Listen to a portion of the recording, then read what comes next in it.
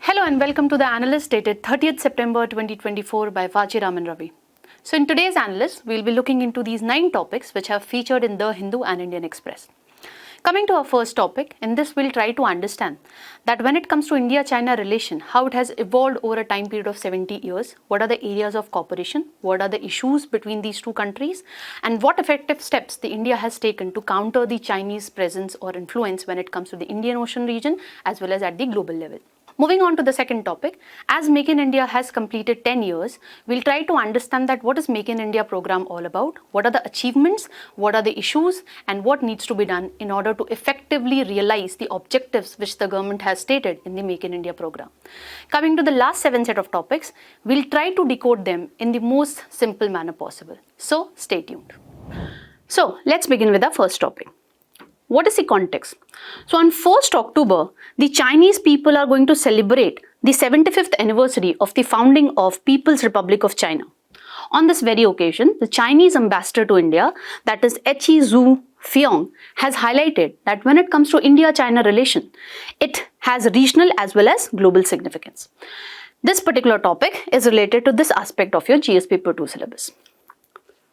Now, first thing that we need to understand is how India-China relation has evolved over a time period of 70 years.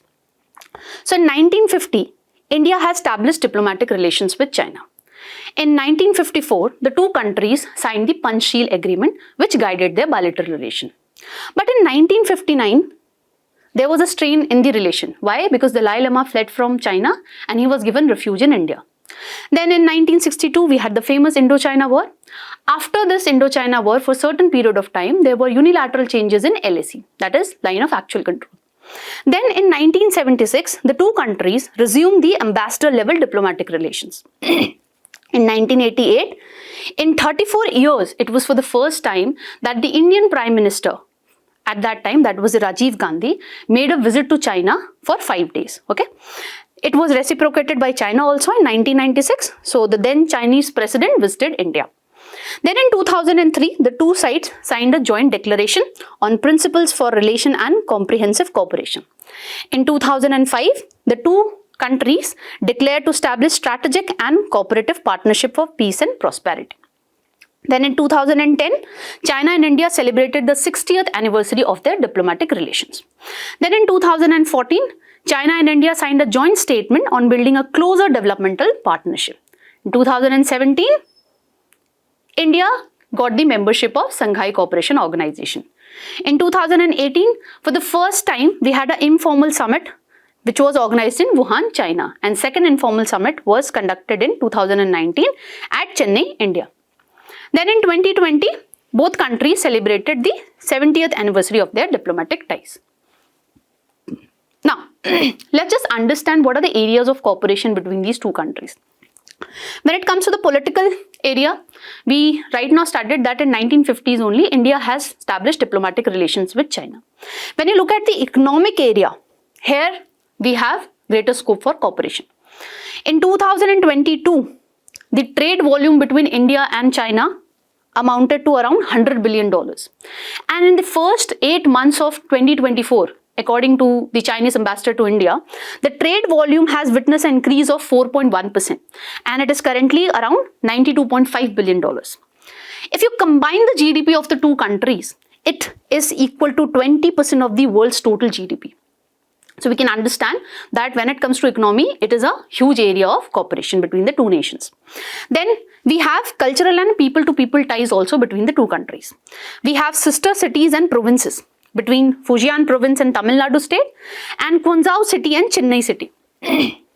Then Indian pilgrims pay a visit to Zhejiang region of China and the number has increased many folds. It was around hundreds in 1980s and it has increased to around 20,000 in 2019. We also have a yoga college in China. When it comes to the education, the two countries have signed a education exchange program way back in 2006 on the basis of which scholarships are provided to Chinese as well as Indian nationals. They also cooperate on various multilateral forums like SCO and BRICS. Now let's understand what are the bones of contention when it comes to the two countries. First is the China's 5 finger of Tibet strategy. Now, Tibet is the palm and these are the 5 fingers. That is Ladakh, Nepal, Sikkim, Bhutan and Arunachal Pradesh. China basically makes territorial claims over these particular regions. Why? Now, if China gets the control of Ladakh region, it would be able to easily, have connections with Pakistan. If it gains control of the Nepal, it would come in proximity to the heartland of India. If it gains control of the Sikkim, it would be having influence over the Chicken Neck corridor. If it gains control over Bhutan, it would come in proximity to Bay of Bengal, and ultimately it would be able to increase its presence in the Indian Ocean region. And when it comes to Arunachal Pradesh, if it is able to get control of Arunachal Pradesh, then it would be able to exert its influence when it comes to the northeast states. So that is why India has raised concerns when it comes to this particular Tibet strategy, 5-finger Tibet strategy of China. Then China is also making use of salami slicing strategy. What is this strategy? So what China is doing, it would be developing infrastructure projects along the villages which are near the India border. And then over a period of time, it would claim that this territory belongs to China only. And under this particular strategy, China has already built around more than 600 well-off villages along the India's border. And this has ultimately led to Doklam standoff. Let me know in the comment section that in which year Doklam standoff was witnessed between the India and China. Then another bone of contention is Belt and Road Initiative.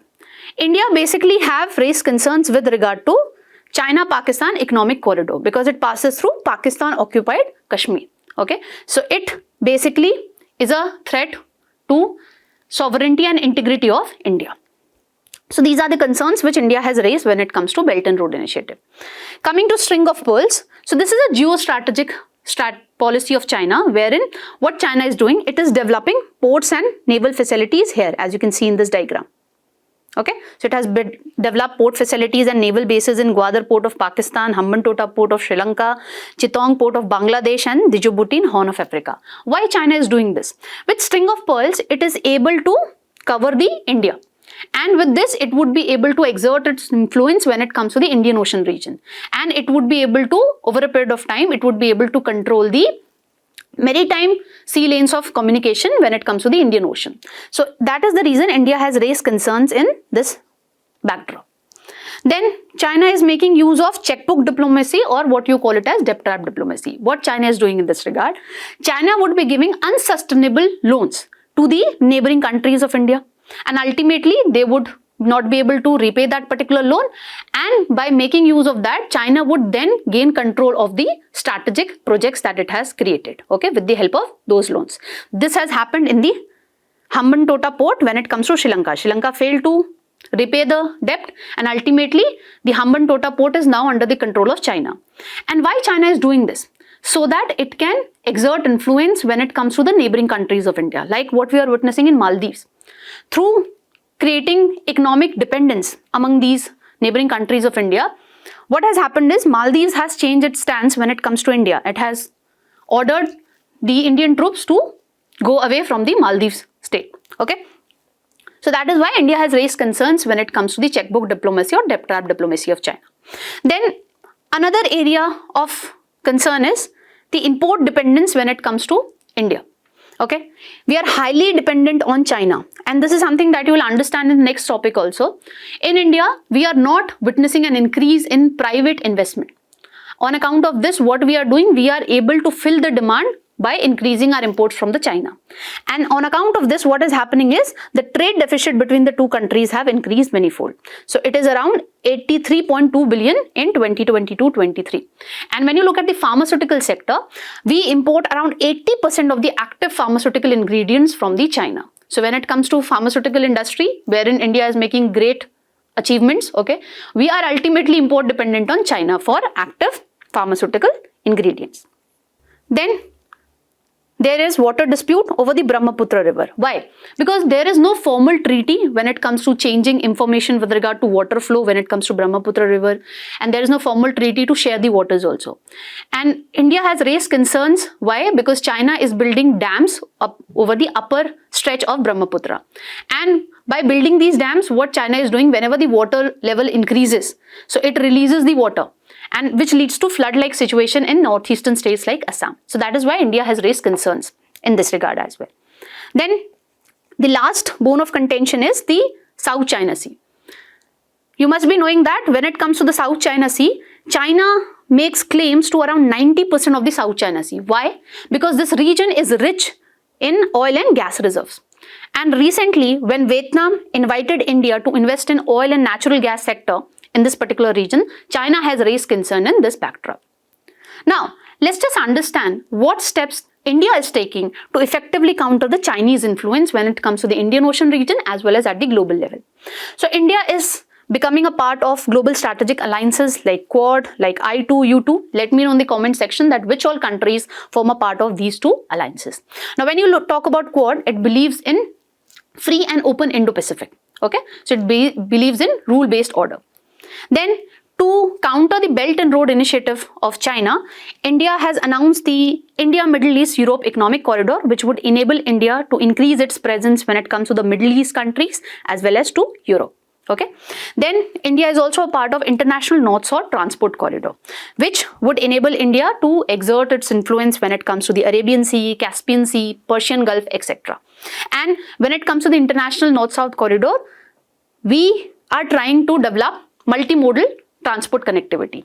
And one of the key projects under this is Chabar Port, which enables India to monitor the Chinese activities in the Arabian Sea region, which it might be doing by making use of CPEC. Then India is also a part of the Indian Ocean Rim Association, which currently has 23 member states, and it basically comprises those countries which share the border with the Indian Ocean. It basically focuses upon the 6 priority areas and 2 focus areas. What are these areas? Maritime safety and security, trade and investment facilitation, fisheries management, disaster risk management, women economic empowerment, blue economy. What is blue economy?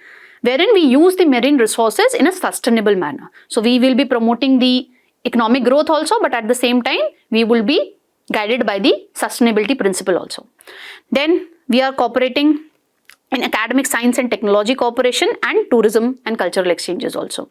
Then, to counter the string of pearl geostrategic policy of China, what India is doing, India has also come up with its necklace of diamond strategy. This you can see here. So what India is doing, India is strengthening its diplomatic relations with these countries, Vietnam, Seychelles, Oman, Iran, etc.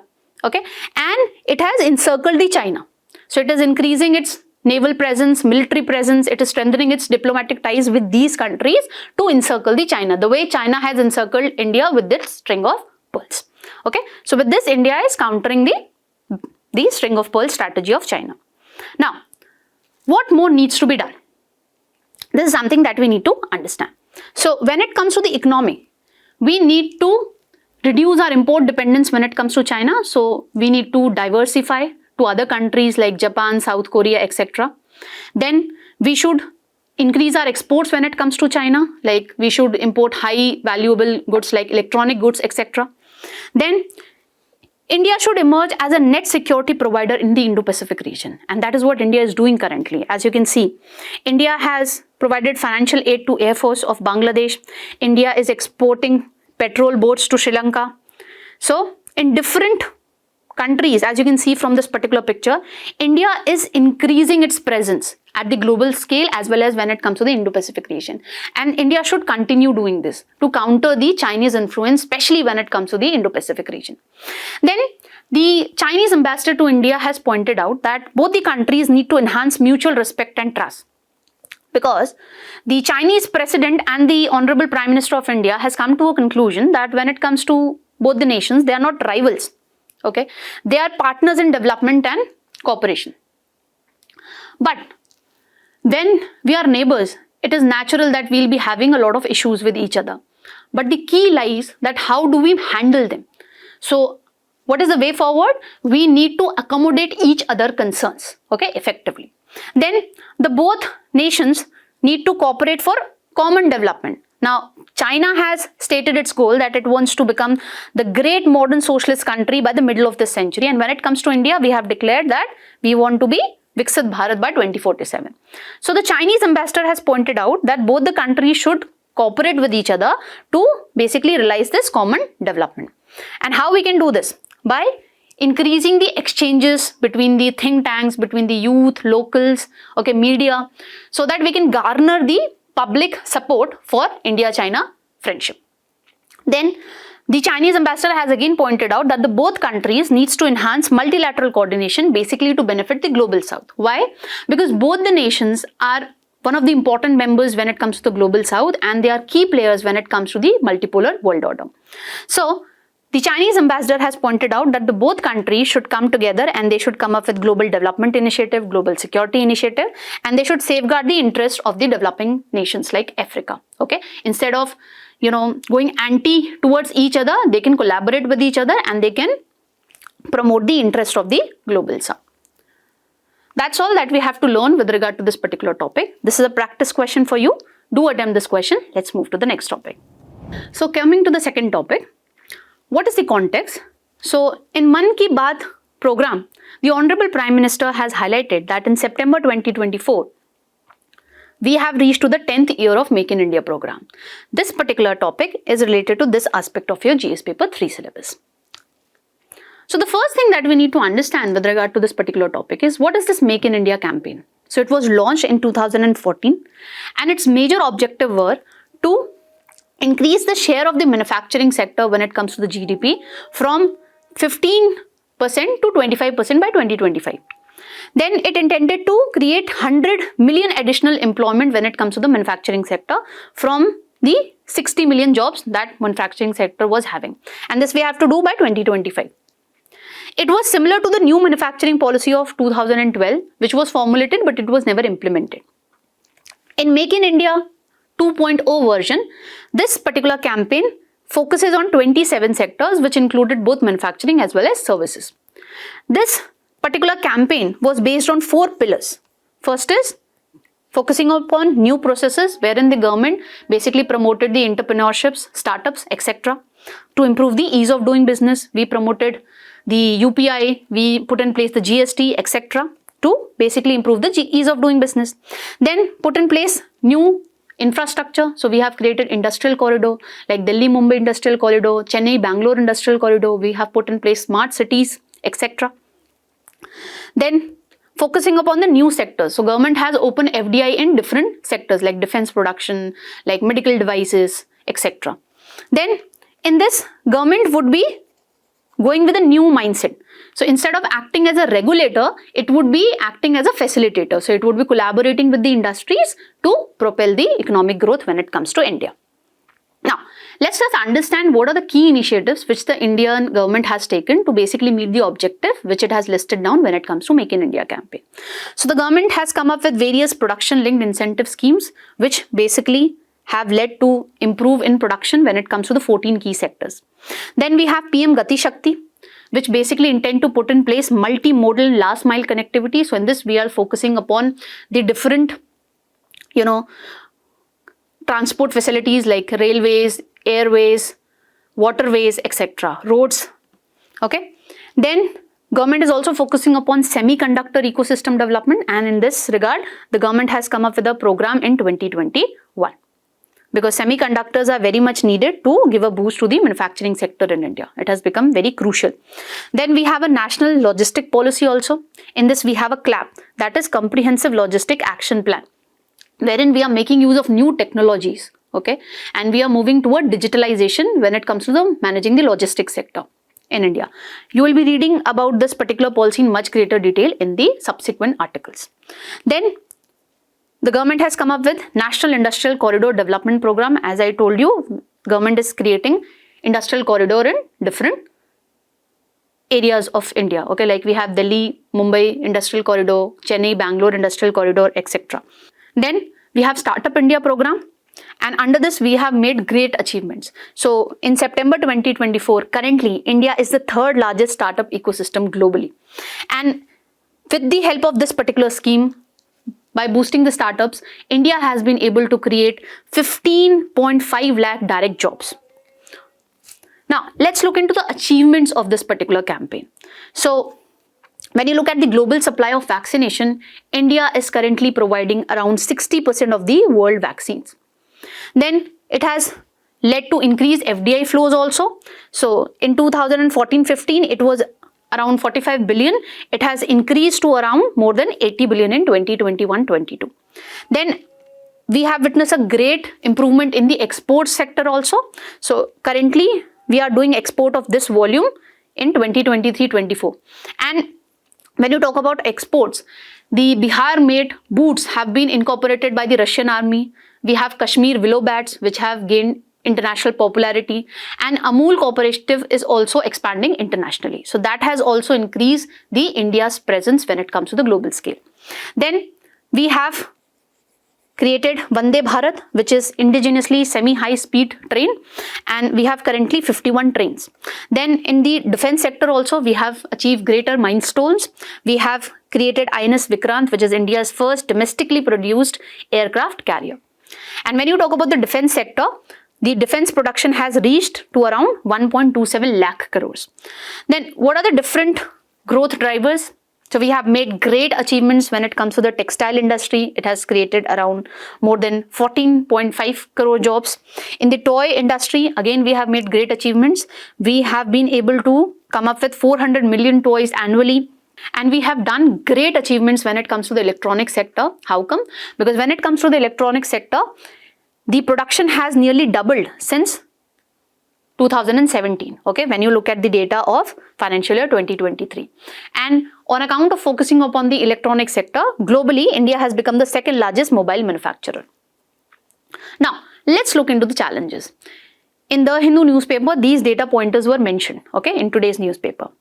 Now, if you look at this first chart, according to the National Account Statistics, the manufacturing sector real gross value added growth rate at constant prices has actually gone down over a period of time. Then when you look at the manufacturing sector's contribution to the GDP, it is still stagnant to around 15 to 17%. We have not been able to meet the objective which we have listed down under the Make in India campaign, that is to increase it to 25% by 2025. Okay, and when you look at the share of employment when it comes to the manufacturing sector, again this data points out that we have not been able to make great achievements in this regard. Rather, we have witnessed an increase in employment when it comes to the agriculture sector. Okay, so it was around 42% here, and currently 45% of our workforce is employed in the agriculture sector. So this is what is referred to be as the deindustrialization. And one more thing, when it comes to the jobs that we have been able to create in the manufacturing sector, they are basically in the informal or unorganized sector. Then if you look at the private investment, okay, gross fixed capital formation, it is merely 0%. Okay, and what has happened on account of this? We are importing a lot of items from the China to basically meet the demand of the consumers. So this has ultimately lead to trade deficits. This we can see from this very graph. Other set of challenges is the supply chain challenges which we witnessed during the COVID-19 pandemic. We need to put the COVID-19 pandemic has clearly highlighted that we need to put in place resilient supply chains. Then there's lack of skilled force also. This has been clearly outlined by the India Skills Report 2024 that when you look at the manufacturing sector, 60% of the force lacks the new age skill set which are needed to get better employment opportunities when it comes to the manufacturing sector. Now, let's just understand that what needs to be done so that the government could effectively realize the objectives which it has listed down under the Make in India campaign. So we need to reimagine the industrial policy with the trade policy so that we can focus more upon domestic value addition, okay, and we can increase the technological innovations also when it comes to India. For this, we need to promote the R&D. Currently, the expenditure which is made by the government is less than 1%, it is around 0.7%. So this needs to be improved so that we can make technological innovations that would give a boost to our manufacturing sector. Then we need to put in place policy banks which would be basically publicly financed financial institutions to provide long-term credit, because recently an article appeared in Indian Express, if you have referred that, it has highlighted that now banks are not lending much to the private sector. Why? Because they do not have the credit. What is happening? The people are not depositing the money in the banks. People are investing their money in the financial markets or in the capital market. So bank does not have much amount of money so that it can lend to the private sector. So in this backdrop, what is needed is we need policy banks which can provide the loans at the affordable rate to the private sector, which would again give boost to the manufacturing sector in India. Then we need to come to a conclusion when it comes to the new labor laws, okay, especially with the labor unions and the trade unions in this regard, and we need to implement the labor laws effectively. Then we need to make sure that our workforce is adequately skilled for the new age job opportunities, okay. And in this regard, what we can do, we should focus upon continuous learning, we can focus upon on-job training, etc. So in this regard, the educational institutions and the industry, they need to collaborate, and requisite changes also needs to be done in the education curriculum so that our youth is ready for the new age skilled jobs, okay. With this, we have come to end of this particular topic. I have put in place a practice question for you, so do practice this particular question. Let's move to the next topic. Now, this particular editorial appeared in Indian Express page 12. This editorial is talking about that how we can give boost to our e-commerce sector by addressing the challenges that India is currently witnessing when it comes to its logistics sector. Now, this particular topic pertains to this aspect of our prelim syllabus and this aspect of our GS paper 3 syllabus. Let's decode the context in a much simpler manner. Now, according to the writer, India is going to witness a retail revolution. Why? Because the middle class in India is increasing, the disposable income in India is increasing, and we have a higher young population or youth population. We have more than 60% of the people in the working age group. Then, it is projected that e-commerce would be witnessing an impressive growth of around $2 trillion by 2023. Now, in this backdrop, the writer has suggested that in order to witness this revolution when it comes to the e-commerce, we need to focus upon the logistic and the supply chain infrastructure. Why? Because currently, if you look at the logistic cost in India, it is around 11 to 14%. But when you look at the developed nations like USA, Europe, it is around 8%. In China, it is around 9% of its GDP. Now, why the writer is talking that we need to reduce this logistic cost? Because it would help us in making competitive goods, okay? The prices would be affordable, it would increase the profit margins of the retailers, etc. So for this, the writer has pointed out that we need to adopt a multi-pronged approach. So in this regard, we should adopt the best practices. We will be discussing about the German model when it comes to the logistics sector. And it has also pointed out that we need to put in place strategic infrastructure, okay? So recently, what the government has done till now, it has increased the outlay when it comes to the infrastructure sector, and it has come up with initiatives on trade facilitation and reduction, which has basically improved the India's ranking when it comes to the World Bank Logistic Performance Index. Currently, India's rank is 38 out of 139 countries in 2023. Now, government has also put in place a national logistic policy. As I told you, we will be learning about this particular policy in this particular article.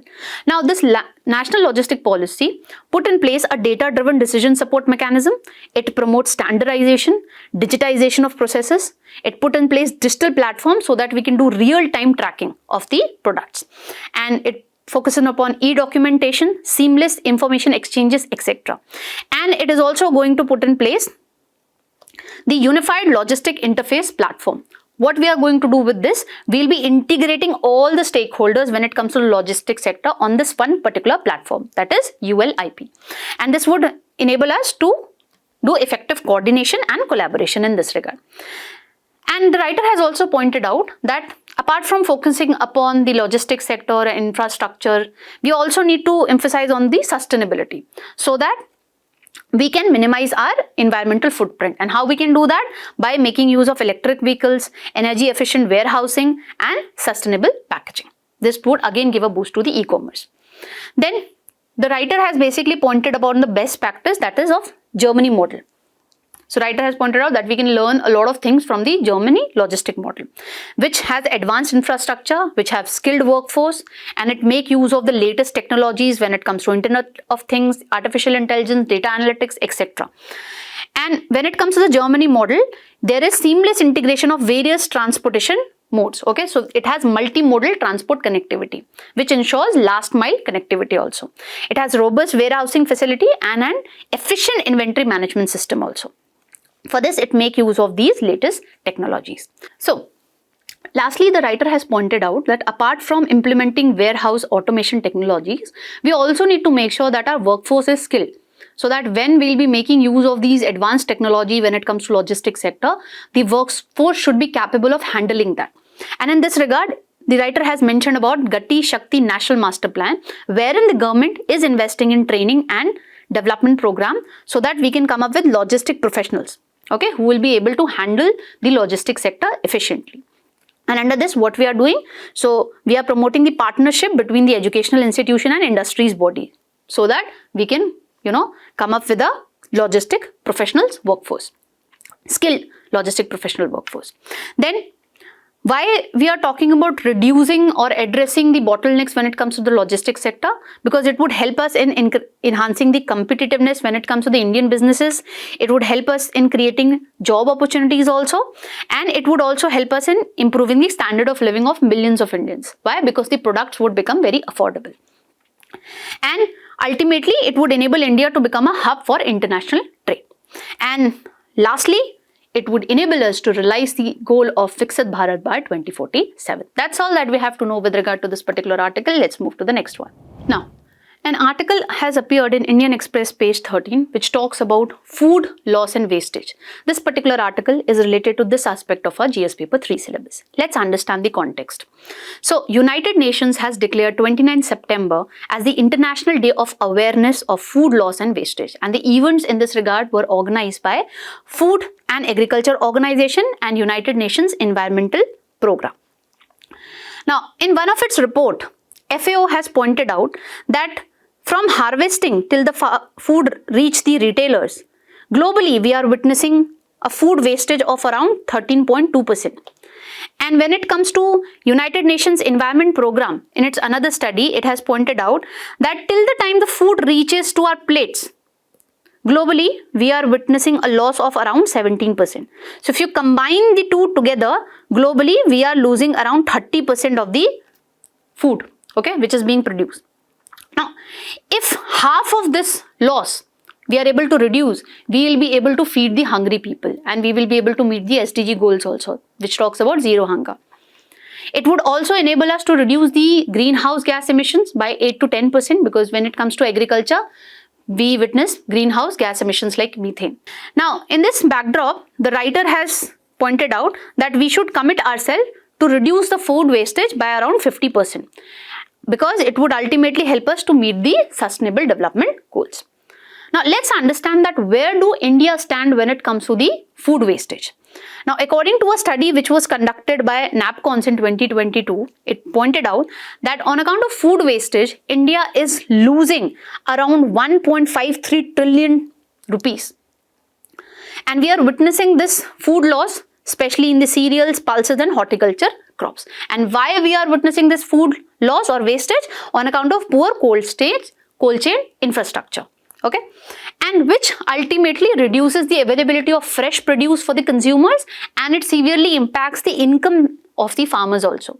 Now, this particular survey has not taken into account the wastage which we as consumer do, especially at the lavish wedding and other fest that we organize. Now, the writer has pointed out that there is a need for enhancing technological integration across the value chain to reduce the food loss and wastage. Okay, because when you look at the food loss data, it is largely occurring during the harvesting, threshing, drying and storage stages. And it is on account of low level of mechanization and inadequate logistic infrastructure. Basically, we are talking about cold chain infrastructure, as well as the connectivity also, because the condition of rural roads is also very poor. So farmers who use combined harvesters, they are able to reduce the paddy losses according to this particular article as compared to those who rely on traditional manual methods. Okay, and the farmers who make use of combined harvesters, they are able to reduce the loss in paddy to around 2.84%. Now, another study was carried out by All India Debt and Investment Survey in 2019, which has pointed out that when you look at India, the mechanization is quite low. Only 4.4% of the cultivator households own tractors and merely 5.3% of them own power tillers, combined harvesters or threshers. And when it comes to the small and marginal farmers, which comprise around 86% of the Indian agriculture household, they do not have the adequate financial resources to move in the direction of mechanization of agriculture. And the study has also pointed out that there is regional variation also. When you look at Punjab, 97% of the household use combined harvesters. But in Bihar, the figure is around 10% only when it comes to the paddy producing households. Then in this backdrop, what the writer has suggested that the farmer producer organizations and the customer hiring centers can play a crucial role when it comes to improving the mechanization when it comes to agriculture. And how they can do that? By group leasing arrangement and through Uberization of farm machinery. What do we mean by Uberization? Basically, we'll be making use of the mobile apps through which we can, basically lend a farmer like combined harvester or the power tillers to different farmers, okay, on a rent basis by making use of mobile technology. Now, availability of proper drying and storage infrastructure would also play an important role in reducing food losses. When it comes to the traditional methods of sun drying, it has various risks. What are the risks? It could lead to addition of foreign matters. It leads to uneven drying, and since the food is exposed to moisture, it could lead to mycotoxin contamination also. So in this backdrop, what the writer has suggested that we need to make use of green technologies like solar dryers and dehydrators. This would help us in extending the shelf life of the food, okay? And the writer has also pointed out that in order to improve the access of the small scale farmers to these mechanized products, appropriate policy is needed in this backdrop. Now, the writer has further pointed out that beyond technological solutions that we have suggested right now, that we need to adopt green technologies like solar dryers, etc., policy support is also very critical, basically to ensure that the small and marginal farmers could access these technologies, as we have highlighted previously. Now, the writer has also suggested that we need to make necessary changes when it comes to the Jute Packaging Material Act of 1987, which basically promote use of jute bags for packaging rice and wheat grains. Why? Because jute is a water guzzler crop, and when you pack the food grains in jute bags, it is exposed to frequent rodent attacks. Basically, rat and different small insects attack the food. So there is a need to revisit this particular act.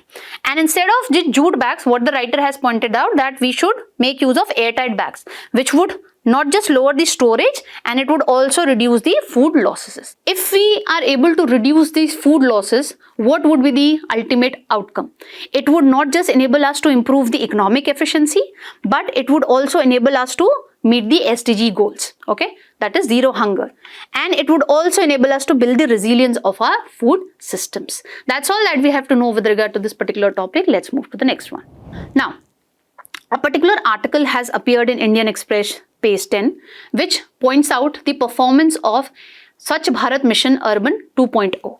This topic is related to this aspect of our GS paper 2 syllabus and this aspect of our GS paper 3 syllabus. Let's decode the context in the most simple manner possible. Now, this Swachh Bharat Mission Urban 2.0 was launched way back in 2021. So, it was till year 2025-26. And what was the objective of this particular scheme? So we have targeted cleaning of around 2,400 legacy landfills by making use of bioremediation techniques.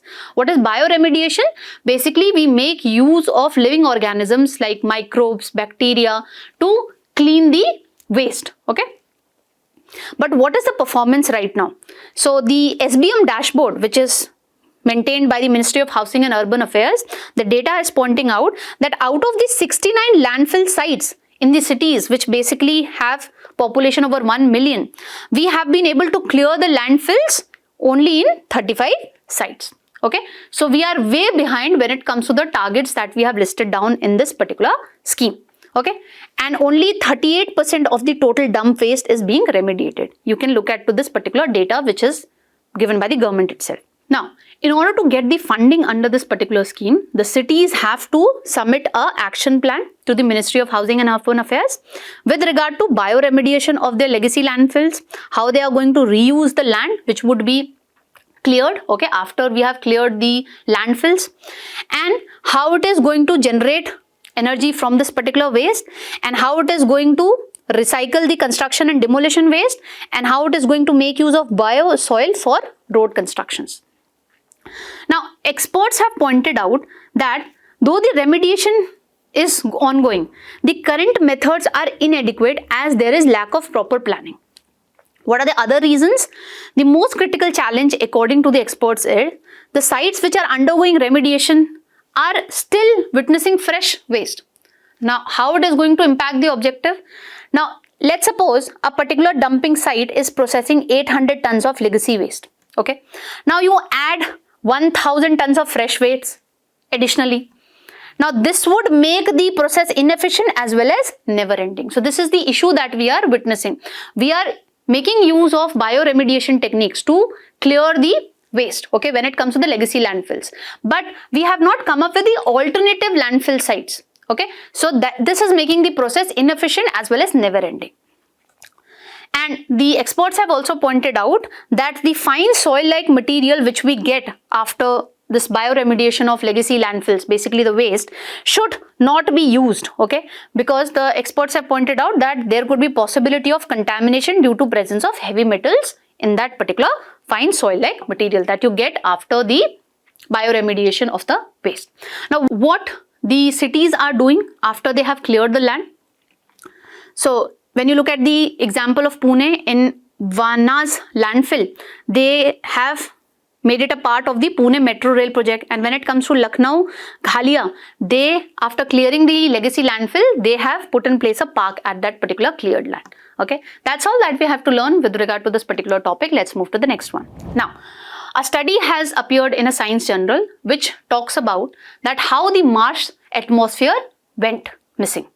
This topic is related to this aspect of our prelim syllabus and it appeared in page 11 of Indian Express.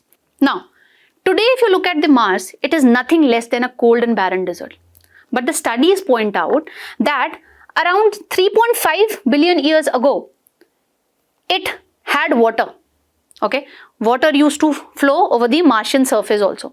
And it was surrounded by a thick atmospheric layer also, which prevented the water from freezing.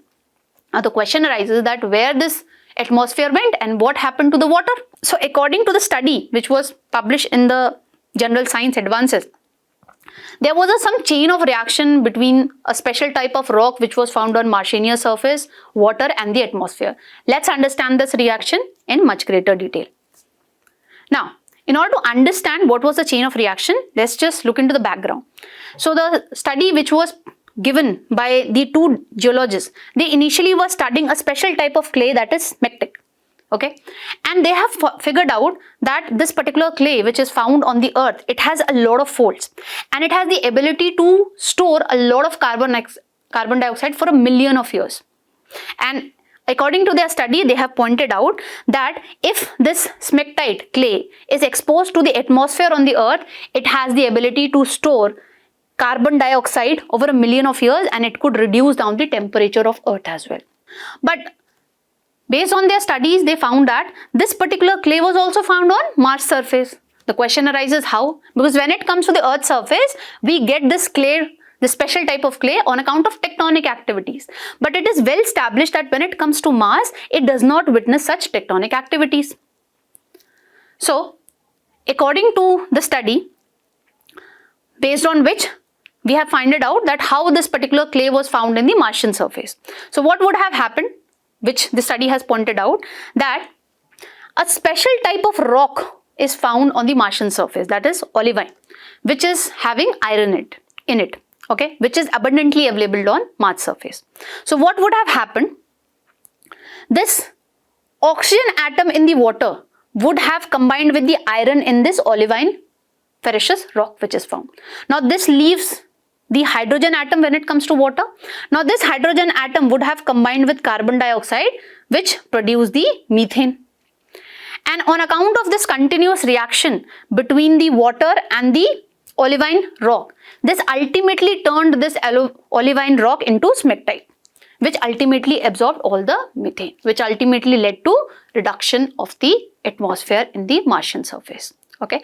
Now, why this study is important? Because this highlight that on the Mars surface, we have a lot of methane, which could be used as a potential energy resource in the upcoming future. Because humankind is sending a lot of missions to Mars. That's all that we need to learn with regard to this particular article. Let's move to the next one. Now, recently, for the first time, by making use of stem cells, scientists have been able to reverse type 1 diabetes in a lady.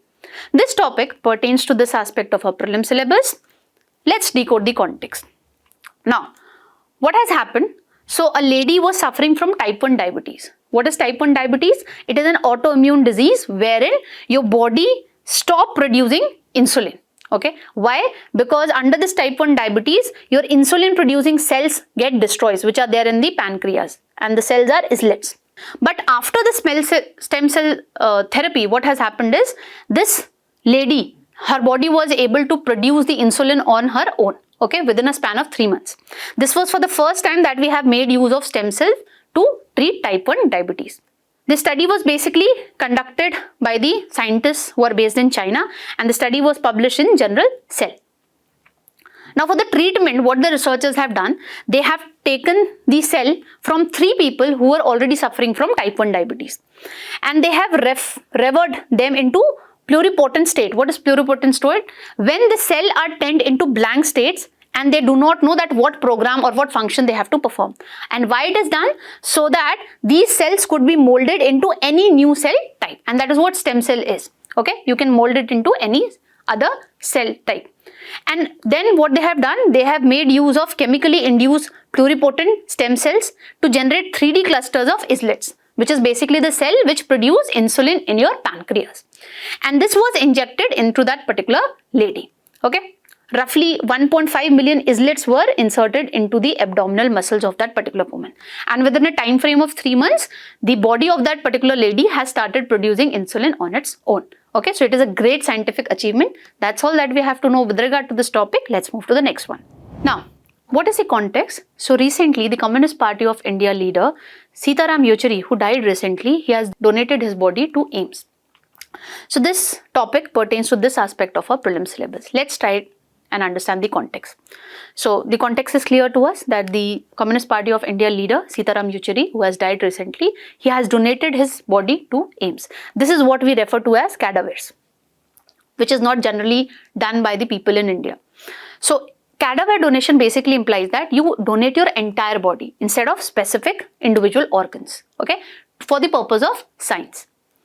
And it is used to train the doctors so that they can effectively understand the human anatomy and they can practice surgery. Although dummies are available, but when they practice the surgery on human body, it gives them a realistic and practical experience of performing surgery on a human being. And cadavers are also used for developing new medical devices, and they're also used for studying the psychological impacts of a particular diseases, which could be a cause of the death of that particular person. Now, how and who can donate the body? Now, according to the law, if you are over 18 years of age, you can donate your body, okay? Or you can make the cadaver donations. But what happens if you have not registered for cadaver donations? Then in that background, on your death, your guardian or your next kin can take the decision, okay, with regard to cadaver donations. When it comes to the bodies, medical college, although accept such bodies, okay, if the person has died on account of chronic illness, but they refuse such cadaver donations wherein a person has died on account of some infectious diseases like HIV, like tuberculosis, etc. And they also refuse to accept bodies wherein the person has died due to unnatural reasons or that body is subjected to any medical legal cases. Now, how you can donate your body? Now, currently, when it comes to cadaver donation, we do not have any national organization to track this whole process. But we do have in place a body to regulate the organ donation. Let me know in the comment section that what is the name of that particular body. Now, for donating your entire body, that is the cadaver donation, you need to basically connect to anatomy department of a medical college hospital. And in regard to this, you need to fill the requisite forms. Okay. And on your death, your next kin have to contact to this anatomy department of the medical college hospital to carry out the rest of the process of donation. Then we need to understand that how many cadavers are donated in India. So currently, as we discuss in the context only, not many people donate their entire body for the purpose of science. Although we do not have any concrete data in this regard, but medical colleges have highlighted shortages in this regard. When you look at AIIMS, in last 2 years, it has received 70 cadavers donations. Okay, so it is sufficient for its batch of medical students. But when you look at the medical colleges like Safdarjung Hospital, Vardhaman, Mahavir medical colleges who are situated in Delhi, they also witness cadaver shortages. Okay, just imagine the situation when it comes to the medical colleges which are situated outside the capital city. Now, how do the medical colleges then manage this shortage? So they basically rely on unclaimed dead bodies. According to various state acts, if a body has not been claimed by any relative after 48 hours of the death, then that body is declared to be as unclaimed dead body. Now, what has happened? Why we have to rely on unclaimed dead bodies? According to a study which was published in 2020 in BMC Medical Ethics, what has happened in the span of 25 years? The medical colleges have increased manifold. So the medical students have also witnessed an increase. But when you look at the cadaver donation, that has not increased to that extent. Okay, so that is the reason we are witnessing shortage, and that is the reason the medical colleges have to rely on the unclaimed dead bodies. But a medical and ethical issue is involved here, because if you look at the unclaimed bodies, they basically belong to the poor, destitute and other marginalized people.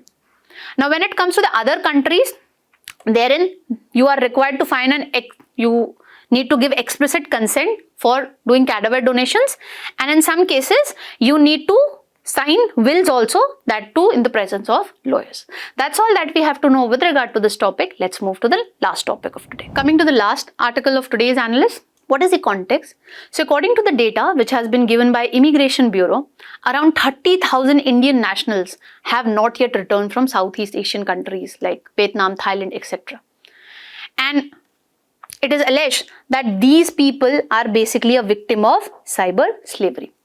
This particular topic relates to this aspect of our GS paper 3 syllabus. Let's decode the context. So, 30,000 people who have basically traveled to these Southeast Asian nations like Cambodia, Thailand, Myanmar, Vietnam on visitor's visa during this time span, January 2022 to May 2024. They have yet not returned, and there are fears that they might be victims of cyber slavery. If you look at the data point, majority of these Indian nationals belong to these 3 states, Punjab, Maharashtra and Tamil Nadu. And majority of them has gone to Thailand. When you look at the age breakup, majority of them are in the age bracket of 20-30 and 30-40. Okay. Now, you need to understand that what is cyber slavery. Now, the cyber criminals make use of this fact that they know that when it comes to the graduates, professionals, they are not able to find lucrative job opportunities when it comes to India. So they allure them, they promise them highly lucrative jobs in the overseas. Okay, so the Indian nationals travel there, and there they snatch their visas, and ultimately they are employed by the scamming companies. So they are forced to do online crimes or cyber crimes. What sort of cyber crimes? Like they are forced to create fake social media accounts with photos of women to basically lure the people to invest in cryptocurrency apps or fraudulent investment funds. And once, let's say, somebody has invested in the cryptocurrency app or the fraudulent investment, what would happen? They'll go ghosted. That is, all the communication would be suddenly blocked with that person who has invested. And why it is a concern? Because on account of cyber slavery, we are witnessing increased cyber crimes in India, and it has been validated by the Indian Cybercrime Coordination Center, which is a division of Ministry of Home Affairs. We are witnessing an increase in cyber crimes, and around 45% of these crimes are basically originating from the Southeast Asian nations only.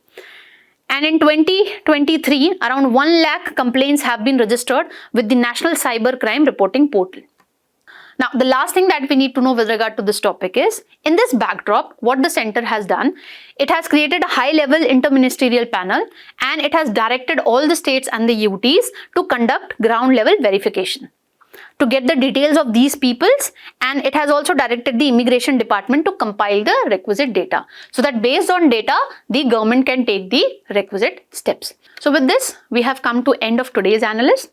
Thank you for watching today's Analyst. The quiz is coming right next. Keep learning. All the very best for your preparation.